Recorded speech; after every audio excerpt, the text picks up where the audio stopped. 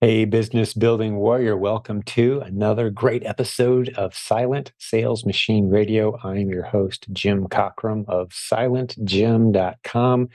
That's the one website you'll need as a fan of this show. If we mention any resources, any courses, content, software, we put a link in the show notes for every episode at silentjim.com. That's Jim, as in me. That's my name. Hey, I'm going to interview someone today. This is a great student who's come through the Proven Amazon course, which, of course, is the flagship Amazon seller training course in our community. It's the most established Amazon seller training with more success stories, a larger support team, more training modules and strategies than any other Amazon seller training in the world. Hands down, bar none, rated as number one by so many different third-party sources. ProvenAmazonCourse.com is the starting point for hundreds of success stories that you can hear on our podcast. We've also got coaching if you want to move forward faster with one of the successful students from our community that we've recruited to help other students. And that's what our guest today did. She signed up for Proven Amazon course less than a year and a half ago, got started, had her first $10,000 month, had a $20,000 month, got really excited and decided she was going to get a coach on our team, did so. She's now rocking along at about $30,000 a month. Her eyes are set on 50 to 60 by the end of 2023, $50 to $60,000 a month in sales using the base model Amazon seller training system from the Proven Amazon course. We call it the REPLENS system. And if you listen to 20, 30, 40 episodes of this podcast, scrolling back in time, you're going to hear a big number of people talking about their success with that same system. We've got hundreds of interviews of people talking about it. We've actually got about 1,800 plus, maybe more like 1,900 at this point, success story posts in our free Facebook group. How do you join our free Facebook group? There's a link, silentjim.com. You can jump in there and see for yourself. About 73,000 people hanging out from around the world using the systems we teach on this podcast and in our free Proven Amazon course. One little announcement before we jump into today's content. We're continuing to offer the latest update of my best-selling book that's sold over 1 million copies in the past. We've updated it multiple times. The latest version, version 11, is now available, and it's completely 100% free if you'd like to get access to it. It's how to build multiple streams of income using the internet creatively, the same way that we've taught thousands of other students to do for, get this, 20 years. I've been in e-commerce as the only source of income for my family for 20 years now. I've got a team of 100 of us that use these principles, and we've helped thousands of people launch businesses all over the world. If you want that book completely free, well, you can go to silentsalesmachine.com and read up on the book and see if you're interested. And then get ready to write down this phone number, because if you send us a text, we'll send you a free copy of the book. 100% free, the entire book. This is the phone number, 507-800-0090. That's US and Canada only. Contact our support team at silentjim.com. If that phone number doesn't work for you and you want to get your copy, they'll send you a form where you can give us your email address and we'll email it to you if you prefer that. But we'd love to get that into your hands because it really unpacks the foundational concept of this community that enabled so many people to build beautiful businesses in multiple streams of income so they can pursue the lifestyle of their dreams, pursue their passions, support the great organizations they want to support, have the flexibility of schedule to be with their family. Maybe they want to work from home. This book is the foundation for thousands of stories like that. And we want to get it into your hands, no cost. All right, today's guest is Heather Cahill. She talks a lot about the foundation of her business, what she sells, how she finds her inventory. She loves this community. We just got back. She was one of the attendees at the Proven Conference. If you want more details on our next conference, over 600 of us actually attended the recent one that happened earlier this month as I'm recording this. But the next one is in May of 2024. You can go to theprovenconference.com. That's 3 words, theprovenconference.com, and get details on that event. We'd love to have you come join us. But as we dove into Heather's story and how much she got out of the event, you'll hear her say that in her own words. We talked a lot about OA versus RA. That's, of course, online arbitrage or online sourcing for inventory, versus RA, which is retail arbitrage or retail sourcing in a store for profitable inventory. She uses both. We talked a lot about both. She talked about a tool called tactical arbitrage. We've got a link in our show notes where you can get more information on our training for that fairly complex tool. We call it OA Simplified. That's the training. And good news, it's one of the dozens of modules included inside the only Amazon seller training you'll ever need, which is, of course, the Proven Amazon course from provenamazoncourse.com. That's it. All of our Amazon seller training is in there. So go check out that offer if you want to dive into some of the strategies that you hear our guest Heather today talking about. Well, she's been through quite a journey. She's an overcomer. She had to fight through, as so many of us did, an incredibly difficult 2020. She says this community, the relationships she built here, played a big role in helping her get reestablished after she went through quite a challenge. So enjoy this conversation with yet another incredible business building warrior from our community. I'm constantly amazed and honored and humbled by the quality of the people and the leaders that are emerging from this community and what's been built here. This is your community. I'm just a member. Hopefully consider yourself a member of this community. We'd love to help you get more plugged in if you're new around here, so you can experience the love, the support, the abundance that comes from having a group of people who don't see each other as competitors. We are truly rooting for each other's success. And today's guest is just another example of the fruit that comes from that type of community and culture. All right, let's jump over and meet our guest, Heather Cahill. So Heather, welcome to Silent Sales Machine Radio. Thanks, Jim. It's great to be here. Thanks for taking time with me today. Here. Oh, outstanding. I really appreciate your time. And I'm really looking forward to hearing more of your story. I read a little bio, but I don't know many details. So let's dive in. Sure. Yeah. Originally, my first experience with e-commerce, and this will certainly age me, but back in like 1998, I discovered eBay, and that was the hot thing at the time. And It was amazing to me that, anything around the house I could auction, start it for 99 cents, and then eagerly await Sunday night and see the auctions closing. And it was so long ago that, people sent you cash and money orders in the mail, and there wasn't even PayPal at that point in time. I totally remember those days. And so you remember when PayPal was paying the $5 for referrals. Did you ever make any money on that? I made a few bucks referring people to PayPal. Yeah, I don't recall that, but I remember it was very exciting when it came out because it was an easy way to get payment quicker. So, yeah. I mean, just to hang in that territory for just a moment. I mean, I remember having to talk my buying customers into the fact that, you can trust this, it works. And even when people started using credit cards online, it was like all nervous, like, is this legitimate? Am I going to get my identity stolen by buying something online? It was crazy, those early pioneer days, right? Yeah, it was. And I think about now how we source today versus then. I would just go to a garage sale on Saturday and you're blind. You can't look up comps until you get home. You're just blind. And so you're making, gut decisions. Yeah.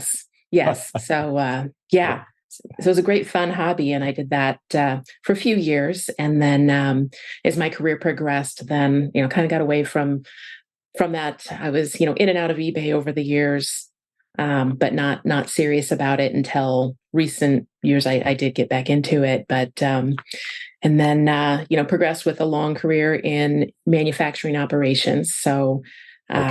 Started out, in an engineering role, moved over into the manufacturing side, and I've ran multiple manufacturing plants as a plant manager. Wow. And then also held continuous improvement roles. So definitely that preparation of running a plant is, very similar to running your own business. I come from that background. I don't know if you're aware, if you've ever heard me mention it before, like the whole Six Sigma, and Edward Deming is one of my heroes. And, the whole constant improving processes. I had a statistics was my minor in college, and of all the time I wasted learning stuff that was completely irrelevant to the real world, actually the stuff I picked up with statistics and the continuous improvement, those kind of concepts have really kind of shaped my leadership style and the way I run a business as well. You can't improve a process unless you're tracking the numbers for that process, right? That was ingrained into me. Know the numbers. And to this day, that serves our community well, I think, because it's one of the core messages we pound into people, know your numbers. So Yeah, that kind of definitely. that was planted in me from that background of continuous improvement. Yeah, I agree. And I discovered continuous improvement a little late in my college journey. I wish I would have learned about it sooner because I would Right. have probably changed my major. But then when I got into my career, learned about Six Sigma. But Mhm. definitely, what gets measured gets improved. So I think as Amazon sellers, for instance, if you want your sales to increase, how are you going to measure the inputs to that? So for me, that's my spending. Am I spending enough each week, each month to make sure that I'm achieving those sales goals that I have? Yeah, it really can be that simple. I mean, I've heard many successful sellers in our community say, if I want to make $1,000 profit, Mhm. I go spend $1,000. Mhm. It's that simple. I'm going to get paid about a month from now. And that's Yeah. just, you can kind of start to, and that's an oversimplification. But once you're good at finding the right inventory, that's kind of about right. I'm going to spend $1,000 on stuff that's going to sell for 3,000, and by the time all the fees and expenses come out of that, I've paid for my inventory. There's an extra 1,000 still sitting there. Mhm. That's kind of the game. And a lot of people know, who was it that said one time, like, I'm not coming home till I spend $1,000. That's what I do. I go out and I spend 1,000 on good inventory. I'm not coming home till it's done. Some days it's 2 hours, some days it's 8. But it's kind of a neat approach. Yeah, I agree. I But yeah, agree. please continue your story. I could nerd off into that land, bringing back memories. I haven't mentioned names like Deming and Duran in years, so it's someone else who recognizes kind of those heroes of that movement. It's interesting. Yeah, sometime we'll have to have a good long conversation on that. And Absolutely, yeah, that really kind of shaped my leadership. yeah, and reading and learning about those guys, and then the Toyota production system, and that led me into lean manufacturing, Mhm. and which paired well with my manufacturing career. So I've always got a lot of enjoyment about with working in manufacturing. You're making a widget that you sell to somebody. So there's a lot of parallels, even though I'm just purchasing the widget to sell to somebody, and then building the team. And then how do you get better and better and better and use those continuous improvement techniques? Yeah, so it served you well, It also. has. That's It great. has. Great to hear. Um, Sounds like we've had yeah. a pretty similar journey so far. It's kind of eerie. It's like you're the female version of my experience. And it's like, because I came from, my first job out of school was because of my background in statistics and continuous improvement, Six Sigma, all of that. And I was kind of the guy that brought that in to the company I worked for. It was kind of a manufacturer.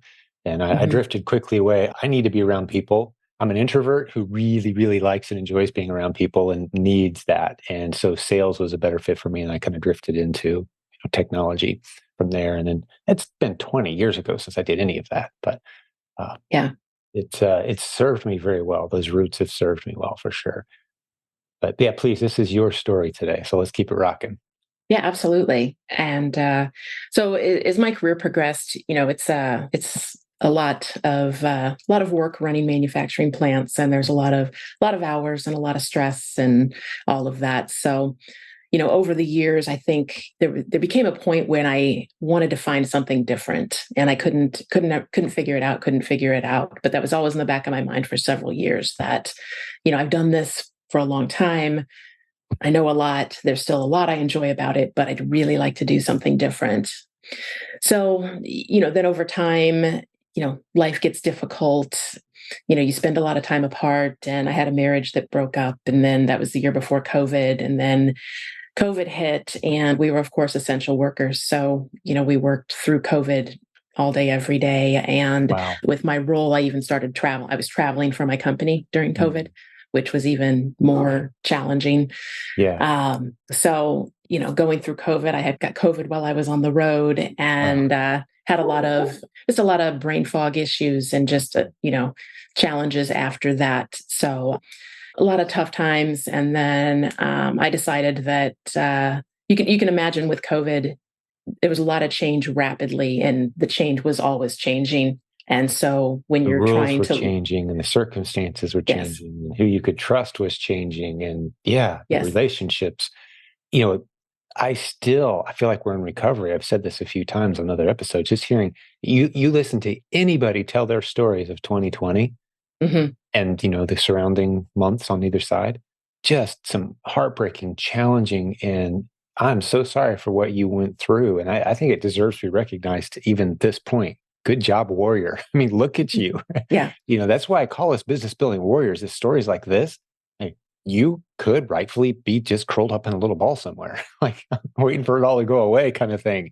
But you're not. You're plowing forward. And I kind of know the end of the story. The listeners don't yet, but you've built a beautiful business and you've recovered from the challenges that could have otherwise pinned you down. Not that you've everything's sunshine and roses now. I'm just saying you've recovered to the point where you can build.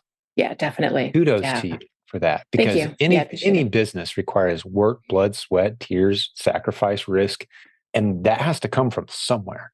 Mhm. And you found it. So good on you.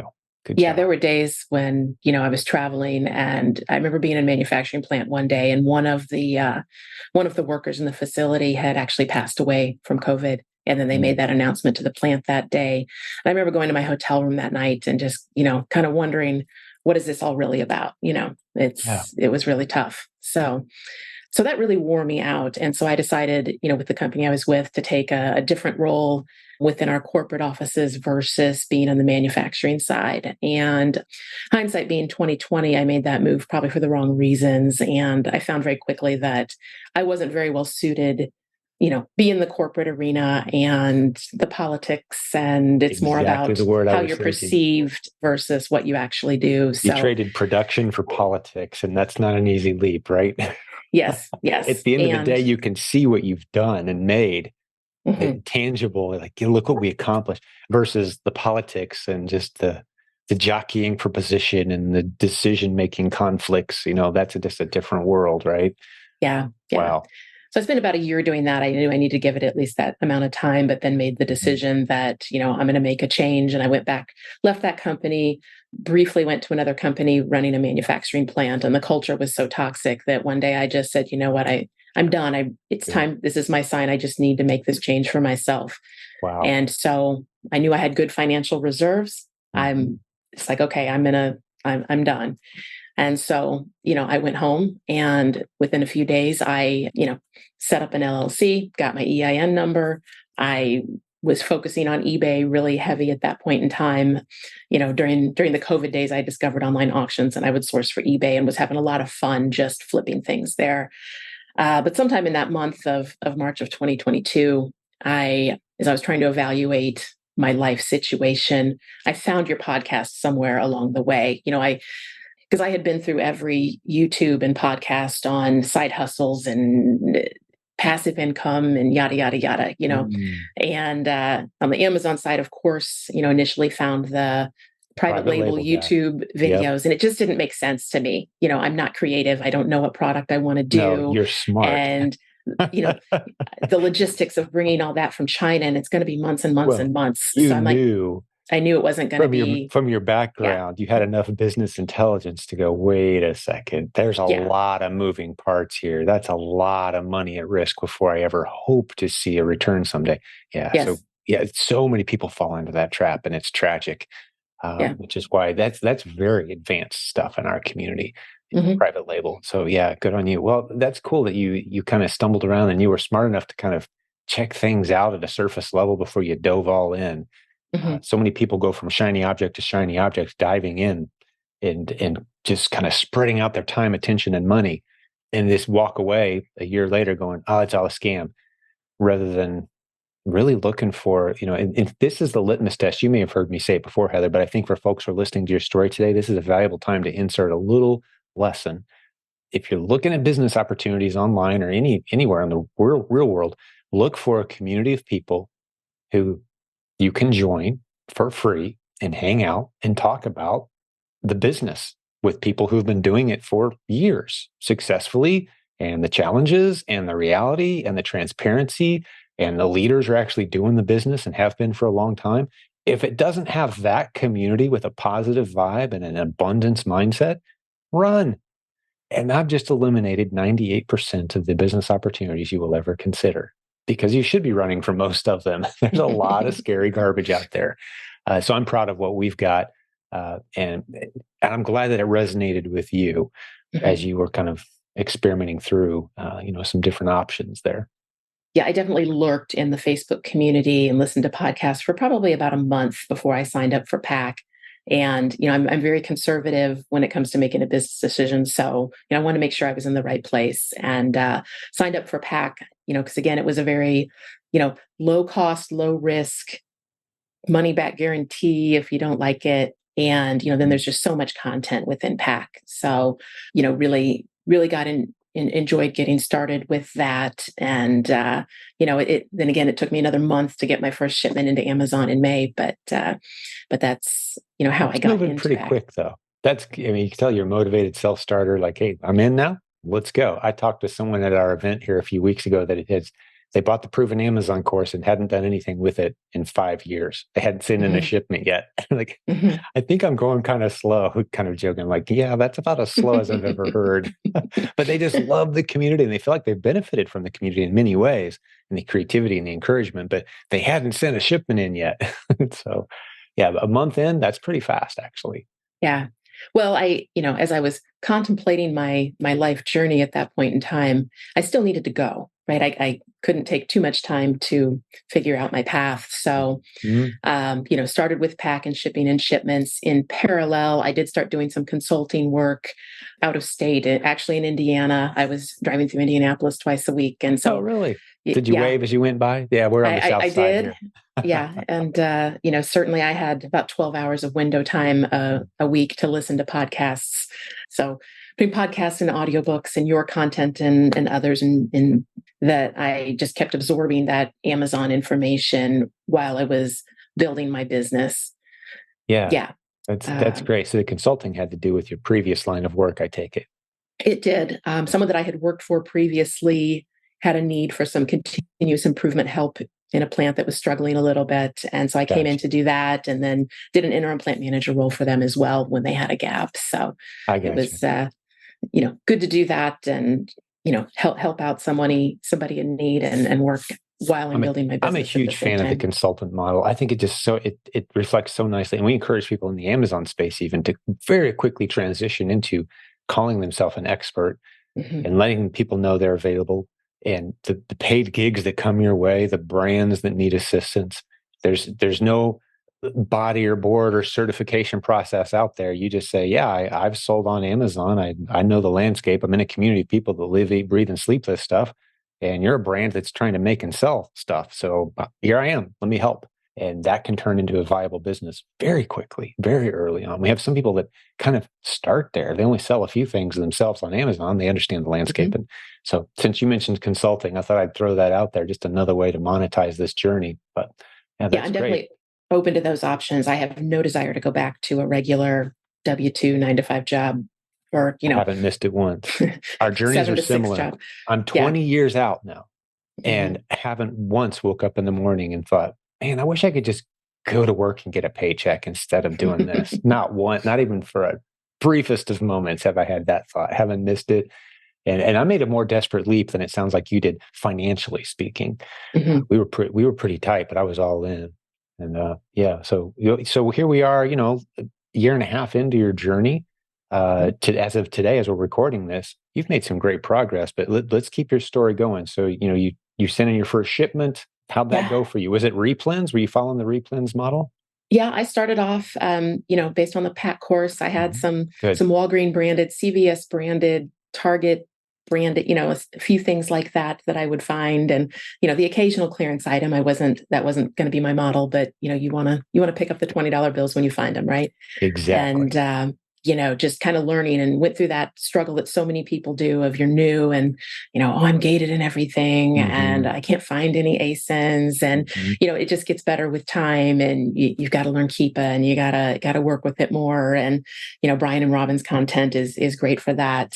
But yeah, just starting with the basics of that, and then I was traveling almost every week during that summer. So when I had a long drive, I would like at that time I had a couple of my first ASINs were from Rural King. And so I would stop at multiple Rural Kings between St. Louis and Indiana and Hmm. pick up a few replens either on the way there, on the way home, and just made it work. But and then in July I hit my first $10,000 month. So Okay, you started in March, April, May, June, July. 4 months later, you're hitting Mhm. 10,000. Yeah, you went, you went after it. That's yeah, beautiful. yeah. Yeah, and that's a real benchmark for us around here when someone hits 10,000 in sales, because it's kind of like you know how to use. You mentioned Brian and Robin Joy. You know how to ride a two-wheel vehicle now. We Mhm. could change that bike into a moped or maybe even a motorcycle. Like you know how to balance. You got this Mhm. thing. You've validated it. You know what it looks like. Now let's just build a bigger machine and maybe put someone else on that machine even. So that's fantastic. Yeah, 10,000 within 4 months is really getting after it. And you Mhm. were working another gig at the same time, so you were really you were multitask mode for sure. I was. I even, some of the weeks I would take my little tote with my Rolo printer and my labels and poly bags, and I would did some shipments from the hotel. I would source on the way up and Mhm. source there and send a shipment out while I was there. So, I was doing it all, and but I knew, my consulting gig was only going to have a certain amount of time, and so in August I made the decision, to start with coaching, just to help me get there faster because it was by that point in time I really realized that I don't want to find another job. I had done some interviewing, looked at some things, and just didn't find the right thing, and I kept coming back to I don't want to do this. So yeah, started with coaching in August, and being on the road, it was really hard to get enough hours to source manually, and get enough ASINs to keep building, building, building. So, I definitely wanted to get into the online arbitrage. And so Tori Knudsen is my coach, Mhm. and she's wonderful, and she really helped. She taught me TA and got me going down that path. That was such a game changer for me because then I could start some scans on NTA in the morning before I went to the plant, go to the plant and work all day, come back to my hotel room at night, do some online sourcing and buying, have it delivered to my home, and then I'd get home on the weekend and do a shipment. So that was really a game changer. So, with Tori, and then in that by October I was at 20K a month, and then was, between that 20 and 25 through Q4. And I didn't go crazy. Like Q4, I did a lot of FBM, of some seasonal things. Black Friday, I bought all this and then sold at FBM out of my house. And Mhm. but I didn't go crazy with toys or Christmas items, etc. Tried to stick as much replens as I could, with some of the bonus, great sale inventory that I could turn. Again, it's hard to walk past those $20 and $50 bills just sitting Mhm. there during peak seasons like that, right? But Yeah, that's not the primary model. Yeah, and it right. doesn't scale. It's feast or famine. You don't know what you're going to get. But yeah, so that's. I tend to advise new students, especially, don't be too distracted by the seasonal, the sale, the clearance. Like that's just going Mhm. to pull you off course and get you busy, run on that hamster wheel, kind of cranking out, a little bit of profit for your time, but you're not building a system that can be automated and turned over to other people. You want to keep your eye on that prize, ideally, and that's where I kind of see you heading. Mhm. With your story so far. I do. You mentioned TA, which is tactical arbitrage. We'll stick a link in the show notes. We've got a good discount on that software. But did you go through the OA simplified training? Did Tori take you through that or expose you to that by any chance? Yes, I have been through that training. I worked with Tori first, and then went through the OA simplified Gotcha. training. So, Did yeah, you find that helpful? Because that's where they really dove in, or had Tori kind of already explained that to you? Tori had done a lot of that with me, but it was, more icing on the cake going through that training. So, and I'm using, tactical arbitrage plus technical expander, Right. which Leah really talked about in the OA simplified. So, Right. those are my tools of choice today. Gotcha. Yeah, I just want to make sure people know that that's one of the modules inside the Proven Mhm. Amazon course. If you're listening today, you're like, what's OA Simplified? That's where we teach online arbitrage, online sourcing strategies. And as Heather just mentioned, rather than going into stores, she found her schedule was more accommodating to shop, at night online, that sort of thing. Great benefits to doing both. But when it comes to online arbitrage, the OA Simplified module inside the Proven Amazon course is fantastic. It takes a little bit of time to study and learn. You don't pick it up in a couple hours. You got to kind of dig in, experiment. But once you understand TA and those OA strategies, it can be a beautiful thing. And many people swear by it in our community. Actually, on my team, we don't do a whole lot of that, though. We just don't. Mhm. We don't use TA at all. But I would Right. say on our coaching team, which is 60 coaches, probably 15 or 20 of them love TA, swear by it. Mhm. The rest of us are like, take it or leave it. It's kind of that way with a lot of tools, though, in our community. The only tool that's not that way, and you mentioned it, Heather, is Keepa. And across the board, 100% top to bottom, if you talk to the most, if you got the 1,000 top students in our community together and said, do you use Keepa? They would all say, absolutely yes. Are you kidding me? So that's unquestionable. So go back, if you don't know what Keepa is, you're listening to the show today, go back and listen to episode 369 of this podcast, 369. It explains why Keepa is so vital to the process. And I'm sure Heather uses it all day, every day, just like the rest of us, to make good inventory decisions. It gives you details you can't get elsewhere, is the bottom line. But all right, to continue your story, so you're hitting 20K. I mean, you hit 10K for the first time a few months in, and then a few months later, you're hitting 20, and then it's Q4, so you're finding some, some bonus items that you're flipping pretty fast. It's pretty easy to make money month of November, December, especially. Mhm. You can flip a lot of stuff. Yeah. So, you tapped into that. But once reality set back in January, February of this year, we're talking just a few months ago at this point, how did 2023 kick off for you? January was still strong. I was still at the same sales level through January. Mm-hmm. Also in January, I started using a prep center. So Okay. one thing Tori is really good about as my coach is, when I'm dragging my feet on going to the next thing that I need to do in my business, she's very good at challenging me and pushing me. So that's what a coach does. Yeah. Yes. And so started with the prep center in January. February, I saw a drop in sales primarily because then I had to make that shift, right? If I'm going to use a prep center, I've got to get enough units to them. So the OA sourcing has to be a bigger priority than some of the RA sourcing I was doing. So to get that prep center, filled up and running smoothly with, good volume every week, it was a, shift in how I was sourcing and how much time I was devoting to what sourcing methods. Because today I source manually. When you say Source manual, you're saying retail. When you say I or just source not using manually, tactical arbitrage. It could be either retail or online, online. but Right. Okay. manually sourcing using Keep a Product Finder, for instance, Mm-hmm. if I'm on the computer, whether I'm storefront stocking or I'm searching a brand or I'm, digging deeper into a specific website that I want to source, I'll, use Keep a Product Finder and use that to help in that sourcing. Or I can source in a store too. I'm not as big. I don't love spending a day in a store. I'm horrifically awful at taking pictures and then coming home and actually opening up the pictures and doing the research at home with pictures. So Right. Oh, that happens to be my favorite way. Like, I just mhm. send me a picture from a store shelf and make sure I can see the barcode and see the ounces, see the size of the item, whatever. Like, I can just sit there and multitask and find replens like crazy. That happens to be my favorite way to do it. I'm kind of Yeah. old school in that regard, but I guess, but yeah. So I love how different personalities and different styles. There's so many different ways to find great replens Mhm. that you can really let your personality kind of dictate your schedule and personality and how you like to spend your time researching. Some people like to get out. These are the strangest people in our community to me. The ones that kind of like on the edge of the bell curve, right? Are the ones that's like, I'd love just to go to the store in 5 hours in the same store and just Yeah. like, what?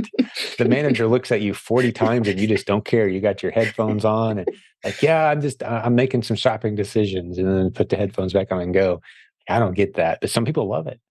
So I, yeah, all I do different like a types. break, getting out in a store, but I do it differently. I already have my list ready to go when I go out into the store. My local Mhm. grocery store, I've got a number of replens there. So, if I'm tired of being on the computer for several hours that day, then, I'll take my daily shipments to the post office and, I'll go to the grocery store and source, but I already know what I'm getting with the Right. exception of I'll check out the clearance aisle. But Yeah. And I do like a variety. we've got a shared spreadsheet for our team. So there's like 8 of us. Anytime you're out Mhm. shopping, getting stuff for your personal, whatever, here's the shared Google Doc that has what we need right now and which stores it's predominantly at. Like, oh yeah, they've got those back in stock now. Clear the shelf. We need 24 of those, and they've got Mhm. 18 here. I'm grabbing them all. Right. Put it on the spreadsheet. Now everyone knows we've got a few heading in. It's pretty cool system that we've developed over the years to just kind of, I like it, lifestyle integration of the sourcing, where Mhm. it's super flexible. You always got to be chipping away at it, but it doesn't have to be the same routine every day. Like you said, you get tired of the computer. I'm going to hop in the car, go do some shopping, and pick up some of my replens on my list while I'm out. To it's it's really cool how it just kind of all starts to integrate and blend. I enjoy that aspect of it. Yeah.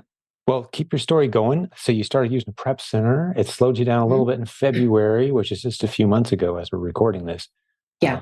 So how'd you But swing out of that into March?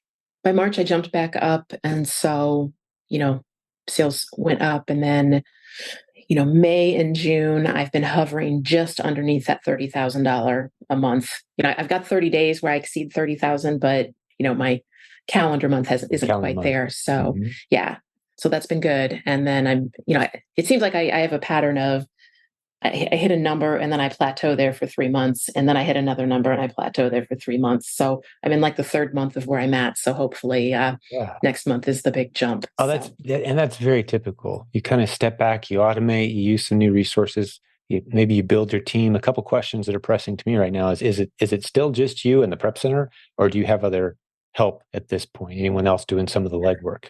I do have a VA that I'm using, and then I Good. also have a shared VA with another group. So Okay. it's not a leads list per se, but we have a VA that's sourcing just for us, and it's a Yeah. smaller group, if you will. Those kind of Um, relationships can become very valuable. Yeah. mhm, Just kind of the organic, make a point of contact, have the conversation, start doing this together. People will share ASINs in small groups, mhm. right? Like, go pick these. I get texts all the time and send texts all the time to different folks that I'm close with. Like, hey, yeah, if you happen to have this store near you, go clear these out. And it's a great ASIN right now, that sort of thing. Yeah. So it can be very valuable. I'm glad you. Yeah, and I think that's one of the great things about the Proven Conference is, last year when I went, I met a really good friend and we continued the business relationship through. And then this year was my second year and, made several good relationships this time. And so now we've got a mastermind group that's going really well and some other smaller groups that, and we're texting and messaging back and forth and, helping each other build our businesses. So, Tremendous. that's really a great part of the community is that networking that Mhm. you can do at the Proven Mhm. Conference. Hey, we'll get back to the program in just a second, but I've got to tell you about the great sponsor today, Seller Board. Get over to silentjim.com/numbers. Spell it out. silentjim.com/numbers numbers. You're going to see a link to the tool that has become quickly the preferred tool in our community for helping you track your numbers, helping you know which of your ASINs are making a profit and which ones you should walk away from, at least temporarily, because you're not making any money. It can be fairly tricky to know and dial in all the Amazon fees and all the expenses. Well, that's what Sellerboard helps you do, among a whole bunch of other things. It's a great tool that's become a great sponsor of this community. We've helped send a lot of very happy users their way. They've got a great discount for you as well. Get over to silentjim.com/numbers and check out Sellerboard. You're going to love what these guys are up to. It just keeps getting better and better. And their starting prices are so ridiculously low. Becomes a bit of a no-brainer. Go check it out. That's Sellerboard at silentjim.com/numbers. Let's get back to the show. I think that's one of the great things about the Proven Conference is, last year when I went, I met a really good friend and we continued the business relationship through. And then this year was my second year and, made several good relationships this time. And so now we've got a mastermind group that's going really well and some other smaller groups that, and we're texting and messaging back and forth and, helping each other build our businesses. So, that's really a great part of the community is that networking that you can do at the Proven Conference. And some might think, oh, that's a nice icing on the cake. Some good friends and people to do the business with. I'm like, no, that's actually vital if you're going to survive. Mhm. Having watched this for a long time, the lone wolves tend to drift away, get frustrated, and end up not having anyone they can lean on when things are weird, strange, or difficult. And they kind of drift away. But the people who very intentionally are relationship focused, not only do they survive, but they tend to be the ones that really rise to the top and are. I hear it in leader after leader, coach after coach on our team. Like, yeah, the mastermind, I couldn't have done it without the group, without the friends I made at the conference, without the people that I've reached out to in those weekly Zooms. And sometimes we don't even talk Mhm. about business. It's just, having other people who get it and who are on the same journey, that camaraderie.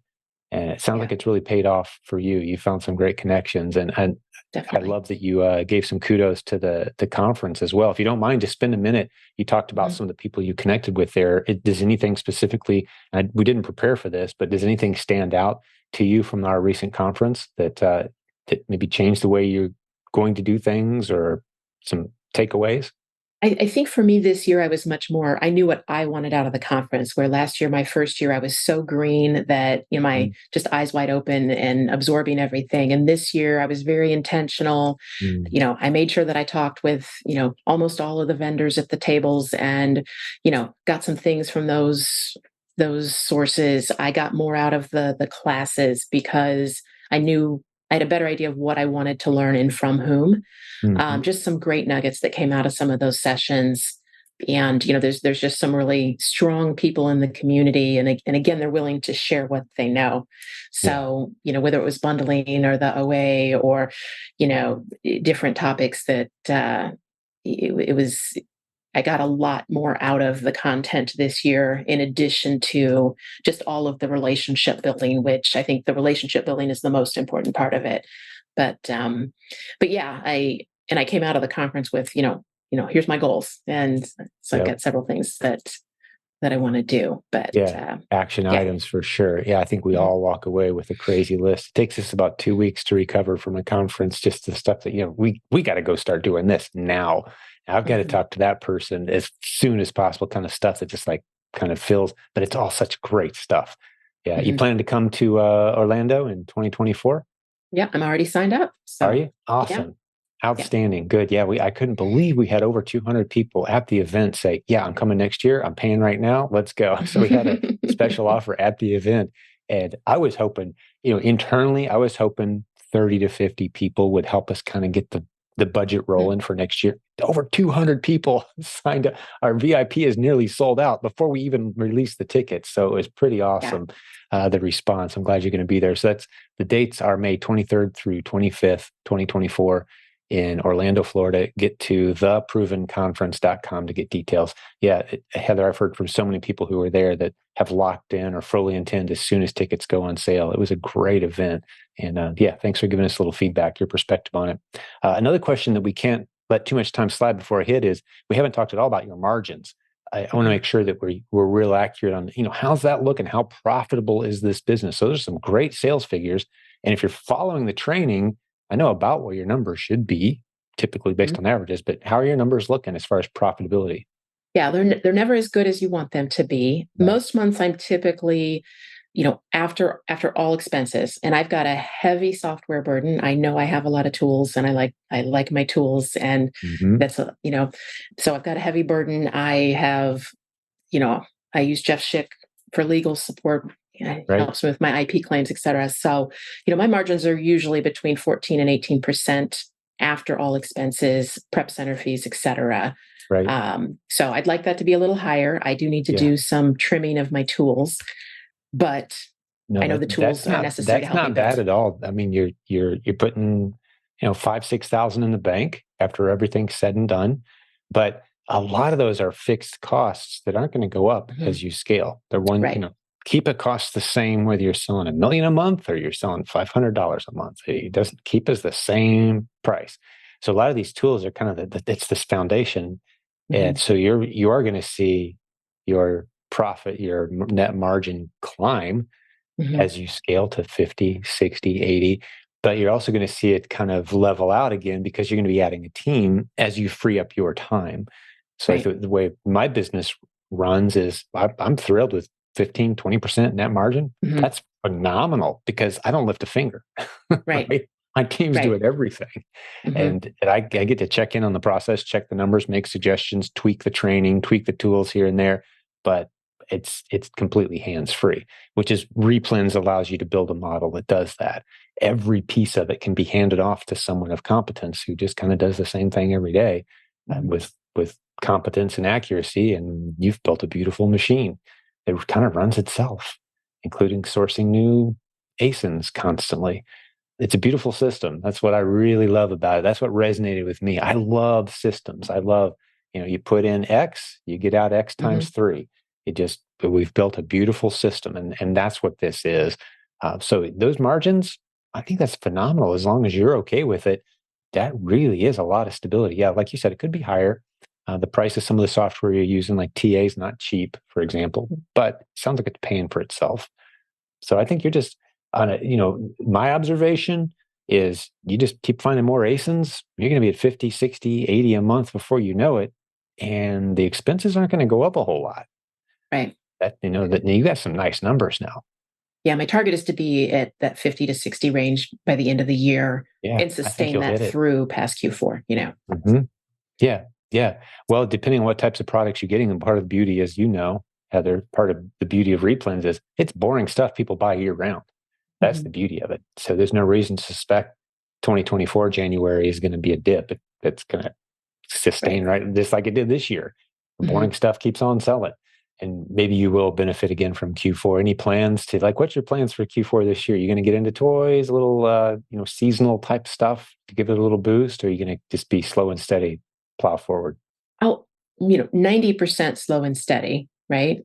I dabble in a little bit of toys, but I'll do some toys and games that I can probably flip FBM and just do a little bit of that. But it's interesting going through this process because, as I've listened to probably 150 or 200 of your podcasts, thanks to my drive to and from Indiana, I've heard you say a lot of things over and over again, but until I really experience them, it's like, oh, and one of those light bulbs is in Q4, everything just sells more. So that shampoo that you sell 10 units of a month now, right, you're going to sell 20 of them or 15 of them a month in Q4. So, I think making sure I have a good plan to ramp up inventory so that I have enough, I'm not stocking out of those bread and butter ASINs, if you will. Then on top of that, with the online sourcing, making sure I'm taking full advantage of those opportunities that are there. But just having enough, a wider breadth of ASINs, and then making sure the inventory is deep enough on those. Yeah. Category wise, I know you usually ask this, but my top categories, and I was a little surprised when I really got into the numbers in Inventory Lab, between grocery, beauty, and health and beauty, those are my top 3 categories. And my grocery was a little higher than I thought it would be. That's primary, my RA stuff. But, over 50% of my business is in those 3 categories. Wow. So, okay. Yeah. So I do think one of the things I want to do is try to diversify that a little bit more. Sure. You do any merchant fulfilled grocery? A little bit. Usually, if it's something that is a little inside of the date range, then I'll FBM it. I did a ton of seasonal beverage kind of products in Q4 last year that I just couldn't get enough of. I would do the BOPUS model where, I buy online, pick up in store, and I would, run to every Target and pick up this ASIN, and I could sell them as fast as I could, but there wasn't enough time to send them into FBA. So, I'm not afraid of that at all. I've got daily eBay packages. I sell in Walmart a little bit. Now I started that in April. So there's packages going out every day. So if there's a few more, I'm okay with that. That's cool. Yeah. Well, for those who aren't afraid to play around in grocery and they're willing to do a little bit of merchant fulfill, I've heard from a handful of people, including someone at the conference who was doing hundreds of thousands of dollars per month of groceries, merchant fulfilled, just hitting the sales hard because they had an advantage. They could get their inventory listed so much faster than any of the FBA sellers. So they're getting in and out of ASINs quickly. Not really a true REPLENS model, but it just shows how expansive these concepts are once you understand them. So when Kroger has a buy one, get 3 free, whatever, crazy special, you just send out a team of shoppers, get as many of you can get your hands on that thing, and you list them that day, and you've sold them by the end of the week because your price is so great on the hottest ASINs for those products. And then you're done with it within a week or two. And then all the FBA inventory shows up 2 weeks later where everyone oh, a sale. I'm going to send this in FBA. Well, now you and all 80 of your friends did the same thing, and it's too late. So it's kind of a timing, get in, get out thing, but it sounds like you're comfortable playing with that a little bit. So maybe just as an idea for you, it doesn't have to just be Q4 on the soda with Santa Claus face on it is flying off the shelf. It can be year round if you're hitting the best sales, and all those sales are cyclical. The same stuff goes on sale every 3 months at the same stores kind of thing. And once you know those patterns, That's a whole business model right there. Get a team of shoppers, and that can be automated. Anything can be automated and systemized, it gets me excited. And so Yeah. that model's fun. I think we might be creating some content around that concept as well as the discontinued products. We got some content coming on that. That's an exciting model. If you know what's about to be Mhm. discontinued and you see the hot ASINs that discontinued product is heading towards, and you anticipate buy and hold for a couple months, suddenly you're the only one with inventory and a really smoking hot ASIN. Yeah, that's Right. fun too. So those kind of concepts, again, it's so expansive, but that's the stuff that as your time frees up, you can decide, do I want to snap that strategy into my business and, assign someone on my team to focus on that? And that's the kind of stuff that's coming in your future, I think. Yeah, I think I'm definitely ready for a shopper. So, that may be one of the next things I do, because I definitely have my normal replens, but I do have those sales plans that my grocery store has this sale every 4 weeks and I have to buy a lot. And my mother came into town last weekend. And after we went to, five of the same grocery store and bought the same cart full of stuff, and cleared the shelves in each of those stores, Yeah. she just kind of gave me that look. The people who don't know anything about Amazon, they give you that look like, are you crazy? Hmm. So I'm ready to, get a shopper and let someone else help me with that. Yeah. And as a systems person, you've run manufacturing plants. And when I'm teaching people to start to think this way, this is instinctual to you, Heather. I'm not teaching you anything new, but anytime something is repetitive, you need to build a system around it and let someone specialize in doing just and stop doing it yourself as a leader. If it's repetitive and you're doing the same thing every day at the same time, the same way, like, okay, that needs to be somebody else's job. We need a Hmm. system for that. The guy in charge of the company isn't the one that does anything repetitive every day. The same. That's a job. You show up, you Hmm. do it with excellence. The guy at the top is, you're running your own company. You're the one that has to like adjust to the winds of change and anticipate. And, that's your role, not the, okay, I got to go hit the 7 stores. Yeah, you need a shopper. Hmm. 100% echo that sentiment that you just expressed of, that's repetitive stuff. That's kind of Hmm. mindless stuff. And you can say, oh, I'm doing listen to my podcast and it's good time, but paying someone else to do it with excellence and to really make it, that's their job now. Hmm. They'll get it done so much better, faster, cheaper than you ever will, and it frees up your mind space to tackle the bigger issues. Absolutely. But my first hire, and you've already, just to be clear, and you've already kind of covered this, but when people say, "Hey Jim, what's your first hire?" and you've heard me say this before, Heather, should be someone that goes out and finds new ASINs. That's where your money goes first. If you got some profit and you want to put it back into your business, where do I put it? You don't hire somebody to put tape on boxes, in my opinion. You hire someone to go find more ASINs, get someone else trained on finding good winning inventory. That way you're hiring people that find more margin for your business instead of just creating convenience for your schedule, and which sounds like you've Yeah. already done. Yeah, I have. I would, just add the caveat to that, that you have to make sure that yourself as a seller, you know how to source really well Oh, first, 100%. because, Thank you for clarifying. my experience with a VA is that it's still a continuing training process.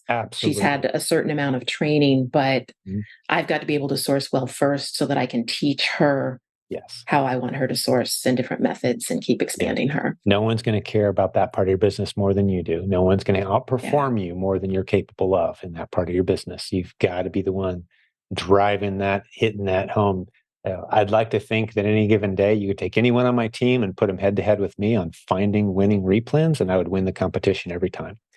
Yeah, I've stayed at the cutting edge of what's a good ASIN, what meets our qualification standards, where do we find them, how do I find more of them? If you're not good at that, there's not going to be anyone on your team that's better than you are at that. Yeah, I So, agree. I haven't met that business yet. A lot of people think, yeah, I just want to push a few buttons and automate it. And some of these services even popped up. Heather's like, yeah, you give us 30, 40, $50,000. We'll set up your whole business, including finding profitable inventory, et cetera. Like, no, run. There's a reason why there's no community of excited, happy, successful people who have followed that model to success on Amazon, because it doesn't work, right? Plenty of Yeah, people I met making money. someone when I was doing consulting. This guy's like, I have a friend and he wants to get into Amazon, and so I talked to this guy, and he was talking to one of these companies, and I gave him that advice. No, just run. You need to learn to do it yourself. Gave him the Pat course information, etc. And I'm not sure what path he ever ended up on, but I hope he didn't go down that one. So Yeah, that whole just give us 30 to $50,000, we're going to do it for you. Those companies rise and fall so fast. It's such an easy thing to sell, and it's Mhm. virtually impossible to deliver, to the Yeah, point where maybe 1 out of 100 customers end up with something, close to a decent investment. The rest are just upset, angry, and wish they'd have never touched it. It's really bad odds. It's worse odds than jumping into private label as a new seller, I'll tell you that. At least some of them, 5% or so of those guys end up making some money with the done for you. It can't be higher than 1% success rate for paid client. It's disastrous because yeah, the point we're making, you got to get good at finding winning inventory. And that's where your roots, Heather, as an eBay seller really come into play. Is the eBay days, it's like not everything's necessarily going to sell. You use some instincts, you use some tools, you want to you don't just go buy everything. Not everything is going to sell. So we're used to that process of kind of being picky about our inventory. And we know, as we've said for 20 years around here, you make your money when you buy your inventory. You're not going to market your way out of stupid decisions. So you better right. be careful what you're buying. And you're the one at the top of the business being very cautious about what inventory makes its way into our door, because we got to be confident we can flip that or at least get our money back.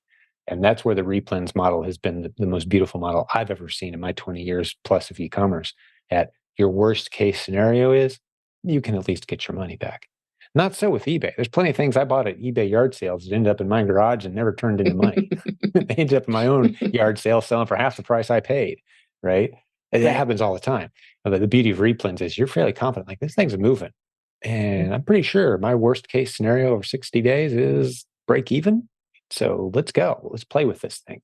See Yeah, if it pops. and definitely, what you teach about an inch deep and a mile wide has helped me a lot over Good.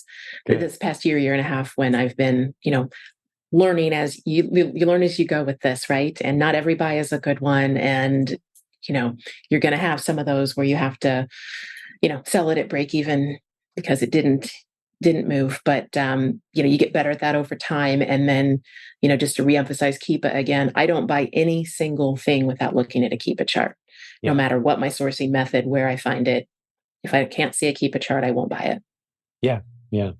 I absolutely agree. We've learned, and you learned to see some creative things that maybe the novice can't see on Keepa over time, but 100% rely on Keepa to make our inventory buying decisions. And we never go more than a month deep on anything ever. Just no reason to.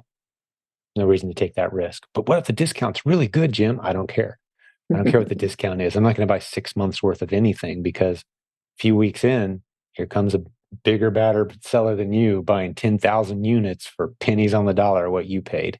And Mhm. there you are sitting on inventory that you're going to struggle to get rid of. So we never go more than a month's worth of anything ever, just as a general rule. But well, as we start to wind this one down, this has been a fun interview, Heather. I had a lot of fun with this. We had a lot more in common than I realized, our backgrounds and such, the eBay years. But is there anything on your mind, any questions for me, anything on your list that we didn't hit that you'd like to get out there captured on this episode? I think one thing I would like to just kind of emphasize for some of the newer sellers and people that are getting started is, you know, just move forward, go Mm, buy the product, send it in, see what happens. You're going to learn as you go, stick with that inch deep, mile wide, and you can make little mistakes along the way and learn. I think if anything, one of my weaknesses has been, at least in my mind, that sometimes I don't make the move quick enough, whether that's been a VA or a prep center or, certain things. So, just keep pushing forward and you'll be surprised how much it compounds as you go. And, another point is, I think if you are going to get into OA, you've got to take some time with those tools. I would say it took me a good 3 months before I felt like I was competent, with tactical arbitrage. And don't give up too quickly. I see a lot of people that will get into whatever model you're doing. And if it doesn't work in 5 minutes, then you move on to the next thing. But right. selling on Amazon it's a lot of work. It's easy in concept, but it's a lot of hard work. And you've got to be very disciplined about it. One of the things that works for me, because to me my main thing is sourcing. So am I meeting my spend goals so that I can get those sales? And for me to do that, I have to be very disciplined. So for me, that means I get out of bed, I get a cup of coffee, and I go sit at the computer and I start sourcing. And I do that for several hours. If I pass my span goal by 9 o'clock, then I go do something else. If I don't, then I sit there till lunchtime and I keep Oh, so working. you do take that So approach. I love that. I Many do. successful sellers do. I'm going to spend $1,000 on good inventory before Hmm. I get up from this Hmm. chair or before I come home. Right.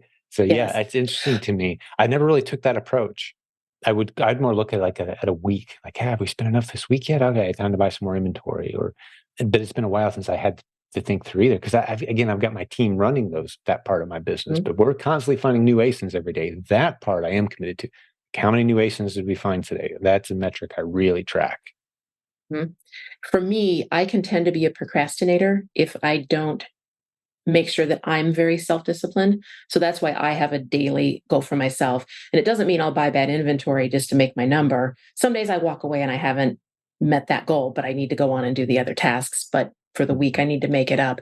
But if I just do a weekly goal for me, I can tend to push it off and push it off. And then it's Sunday night and I need to spend $5,000 and, it's Hmm. not there. So Yeah. if I were managing a team doing that, then I'm a little more flexible as far as weekly goals. Yeah. Those are great tips. I think this is a very practical list that you've put together. And I didn't mean to interrupt, but is there anything else on that list? Any other points you wanted to make or anything else to discuss as we wrap this one up? No, I think I'm good, Jim. Yeah, well, great. This was a tremendous episode. Do you ever feel like you're on a leadership track around here in our community? Has that thought ever occurred to you? Definitely, over time, I could definitely see myself being a coach at some point in time. I'm not ready yet, but down the road that could be an opportunity. And I just love it, especially with the networking, and I love helping others. So it's great when we can put our heads together and we can help each other through problems. And I do really enjoy that. That's probably the favorite part of my career is leading teams. And I had a lot of training in servant leadership, which I've heard you talk about a lot. And Maxwell? yeah, so definitely just sitting by myself at a computer is not my end goal. So, Yeah, absolutely. Well, it's exciting for me to hear that because I think that's the track you're on. Very competent, and there's something about leaders who have been crushed at some point by mhm, just whatever life crushes you with, and have mhm, come through to continue building. Like, give me 10 of those people any day, and I'll yeah, change the world because this full of confidence and accomplishment and never really been crushed leaders, they're a little unpredictable and sometimes it becomes about them and they can drift easily into ego territory. But the servant leader, like you mentioned, putting others first, sacrificial, and then getting crushed at some point by circumstances beyond your control. In many cases, other times it was mistakes. Doesn't really matter, but just having felt the pain of how hard it can be, and then stepping back into achievement and leading, like that overcomer mentality mixed with a servant-minded leader. And something I've been studying, Heather, you'll appreciate this, and hopefully some of the listeners will as well. But I'm pretty sure there's no difference between serving well and leading well. It's the same thing. mhm, There's no delineation. The words are interchangeable almost, right? So if right. for people who that starts to make sense, like I want to be on team with those people. Who Mhm. gets credit for this, what we just accomplished? No one cares, right? It serves us all well. Let's move forward. Whose idea was this anyway? Doesn't matter. Who cares? The tide raises all ships. Let's go. Let's keep cranking out good content. Let's keep helping each other out. Let's keep growing. That's the kind of team you want. So yeah, thanks for mentioning that. And because I do, to be clear, I see you on a leadership track for sure. And just the humility, the competency, the accomplishment, $30,000 a month business. That's a beautiful, beautiful business. Well on your way to much bigger numbers in the near future because your foundation is so solid. Well Yeah, done. thanks, Jim. And that conversation is one more thing that maybe someone may need to hear today. But we didn't get into all of it today. But I was at a point where I was crushed both personally and professionally. Mm. And once I did walk away, it was probably a good 6 months before I felt like myself again. Yeah, So if someone is out understandably there today so. and they're in that situation, just Mm. keep moving forward, take care of yourself, and Hmm. regroup. And, there's a lot of great things ahead. Yes. Yeah. Thank you for saying that. It's not like you just bounced up and go, well, I was stepped on yesterday and today I'm going to tackle the world. No, there's, you need some time. And And one of I miss my dad. Talk about my 2020 story. Lost my dad, and one of the things that he would always say when he was talking to anybody, myself included, going through just a brutal, rough time, is I love the challenge of this question, and I didn't love it when things are rough, but it's what you need to hear. He would say something like, if you felt great today and you were going to do just one right thing, what would it be? And that's it. Just that one right next thing. That's it. Just try to work towards doing that one. And I remember him saying, he said sometime at his darkest, that one right next thing was brushing my teeth before I just called it a day. Like that's all I could do. Like, but I'm going to do that one thing. I'm going to muster what I need. I'm going to get to that. I'm going to fight through it because he went through some crazy stuff himself. So that's why he could speak from that place of just, he got it. Very few people would he talk to that he couldn't out dark their dark stories. And there's something healing about that. It's like, okay, you've been through it. You've been through really rough time. That's why some of the single moms in our community, I call them the biggest heroes I can imagine. Absolutely. Just raising a family, raising kids the right way, and growing a business at the same time. Are you kidding me? How do you do that? Just the heroic level of effort required. So there's always someone fighting a bigger battle than you are and winning, and you need to draw inspiration from those people. And I think you're going to be one of those people for some folks today, Heather. Thank you for being transparent with your story. Absolutely. Well, this is a good time to wrap this one up. I think I had a blast getting to know you, Heather. Thank you so much. And I'm going to talk to listeners for just a minute here as we wind this one down. Thanks for hanging out with Heather and I. If you weren't aware, we have hundreds of episodes where we've interviewed the successful students from our community. The one thing all these successful students have in common is they're students of the Proven Amazon course, which is our flagship course. There's a link at silentjimdotcom. Also information about coaching programs there. You can give us a call and get on our schedule. I'd love to have a conversation. Very low pressure, just a chat. You may or may not be a good fit for coaching. We'd love to talk to you about what that next good step for you is. We've got a team of consultants that's what they do for a living, is help people make good decisions about e-commerce. We've been doing this for 20 years with 10,000 students coached, and so many great stories like the one you heard today. But on behalf of the whole team that puts these episodes together and does the editing and all the sponsors that help us out so much, thank you for hanging out with us today. God bless all the business building warriors. One last time, Heather, thank you so much. Hope to see you again soon. If not before Orlando, we'll see you then, right? Thanks, Jim. Thank you. And to all the business building warriors, we'll have another great episode for you very soon. Talk to you then. Hey, one last thing before I let you go today. A little reminder, today's sponsor was Seller Board. They are a tremendous partner of this community. They've been supporting hundreds of users who listen to this show, who are thrilled with the service they're providing, from a simple tool that helps you know if you're profitable or not in your Amazon business, which of your ASINs are winning, making you money, which ones are losing, costing you some money that need to be cut out. It would be so helpful to know, wouldn't it? Well, that's what Seller Board does. It's very simple to set up, low costs to get started. They've got a special offer for our community, and you can check it out at silentjimdotcom/numbers. Go check them out. Thanks, Seller Board. Hey, we'll have another great episode for you very soon.